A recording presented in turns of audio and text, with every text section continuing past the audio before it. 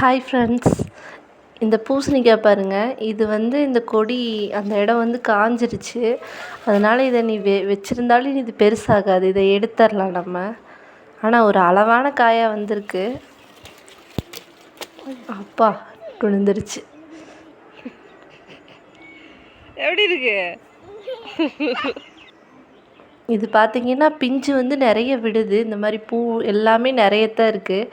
ஆனால் பிஞ்சு பார்த்திங்கன்னா அப்படியே காஞ்சி விழுந்துருது. இது பாருங்கள், சீத்தாப்பழம் அப்படியே மரத்துலேயே பழுத்திருக்கு. கை வச்சதும் வெளியில் வந்துடுச்சு. பாருங்கள் எப்படி வருதுன்னு. நல்லா சூப்பராக பழுத்துருச்சு.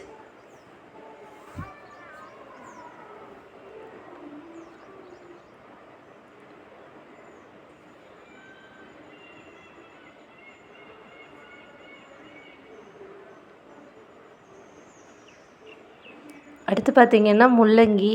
இன்றைக்கி நம்ம வீட்டில் முள்ளங்கி சட்னி தான். அதுக்கு பார்த்திங்கன்னா அளவாக ஒரு 2லேருந்து 3 காய் இருந்துச்சுனாலே போதும். பாருங்கள், அது கூடயே ஒரு குட்டியாக ஒரு பிஞ்சு இருக்குது.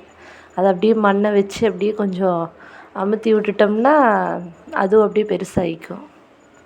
நம்ம 2 விதை போடுறதுனால இப்படி வந்துடுதுங்க. ஒரு விதை போட்டாலே சரியாக தான் இருக்கும்.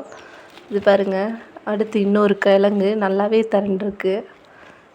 ஆனால் இந்த தடவை நமக்கு கிடைச்ச எல்லா கிழங்குமே நல்லா நீளமாக இருக்குதுங்க. பாருங்க,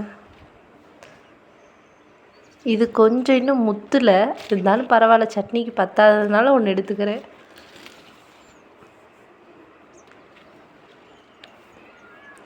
நம்ம மிளகா செடி பார்த்திங்கன்னா இப்போ தான் வளர்ந்துட்டுருக்கு. சும்மா சின்ன செடி தான். ஆனால் பாருங்கள் எவ்வளோ மிளகா வச்சுருக்குன்னு.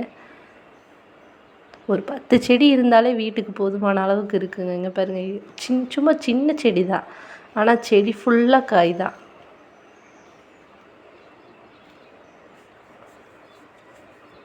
நல்லா சூப்பராக வந்திருக்கு. பார்த்திங்கன்னா பெரண்டை.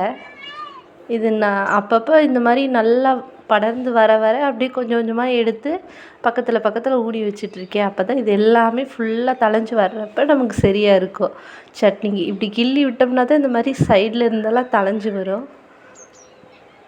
பார்த்திங்கன்னா ஏற்கனவே இது ஒடிச்சு தான் நட்டு வச்சுருக்கேன்.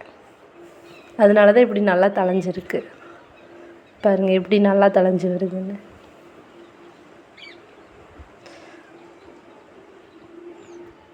வெண்டைக்காவை பொறுத்த வரைக்கும் ஒரு 10-15 செடி இருந்ததுன்னா தாங்க சரியாக இருக்கும். நம்மளது பார்த்திங்கன்னா இப்போ தான் சின்ன செடியாக இருக்கிறதுனால வரது அப்பப்போ பிடுங்கி ஃப்ரிட்ஜில் வச்சிடுறது, காய் சேர்ந்தது எடுத்துக்கிறது. இது பார்த்திங்கன்னா ஒரு கத்திரி செடி அப்படியே காஞ்சி போச்சு. அது என்னன்னு தெரியல.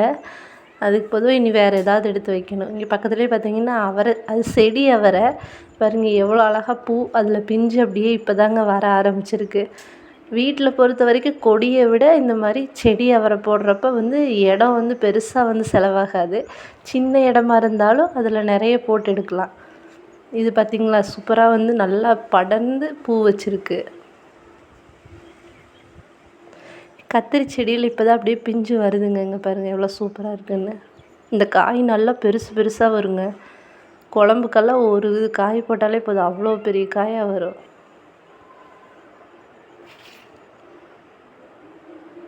பாருங்க, ஒரு பட்டாம்பூச்சி அப்போலேருந்து இங்கே சுற்றி வந்துகிட்டே இருக்குது. அதை பிடிக்கலாமான்னு பார்த்தா அது கைக்கு சிக்க மாட்டேங்குதுங்க. பாருங்கள் எவ்வளோ அழகாக இருக்குன்னு.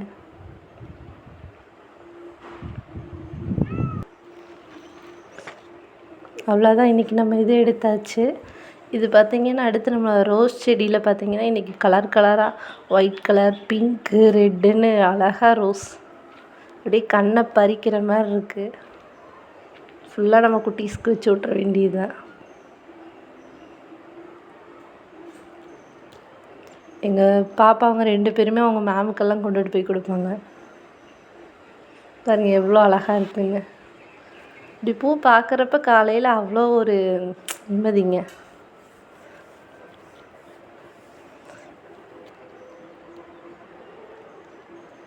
அவ்வளோதாங்க, இந்த வீடியோ இதோட முடிஞ்சிச்சு. உங்களுக்கு நம்ம வீடியோ பிடிச்சிருக்கு அப்படின்னா ப்ளீஸ் சப்போர்ட் பண்ணுங்கள்.